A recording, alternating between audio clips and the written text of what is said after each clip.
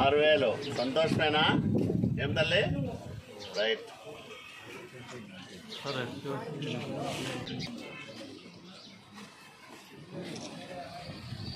ఇప్పుడు 9000 ఉండేది, అవునా? ఇప్పుడు 14000 అంటే 5000 పెరిగింది. చంద్రబాబు సార్ వచ్చి 5000 పెంచినాడా లేదా? మీ అందరికీ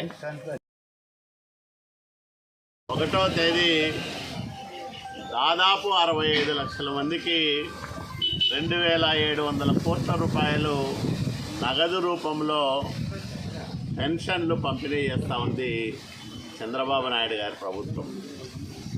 ఎన్డీఏ కూటమి అధికారంలోకి వచ్చిన తర్వాత వరుసగా రెండోసారి పెంచిన పెన్షన్లను లబ్ధిదారులకు అందజేస్తూ ఉన్నాం.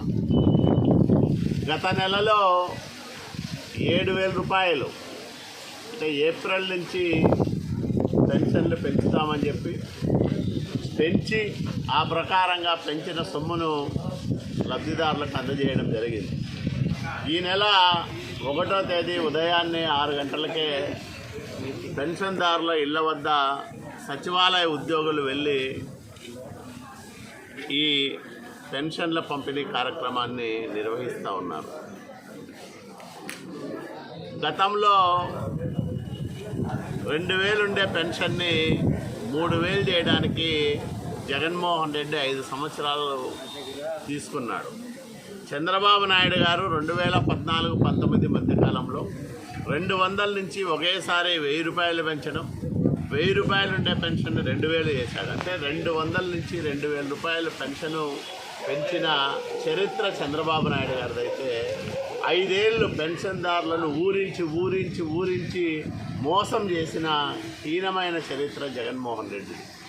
అంటే ప్రతి వర్గాన్ని మోసం చేసి అందరి ఆశలు అడియాసలు చేసి ఘోర పరాభవాన్ని మూటగట్టుకున్న తర్వాత కూడా ఇంకా బుద్ధి రాకుండా 2 నెలలు కూడా గడవని ప్రభుత్వం పైన అవాకులు చవాకులు పేల్తా ఉండరు వైసీపీ నాయకులు.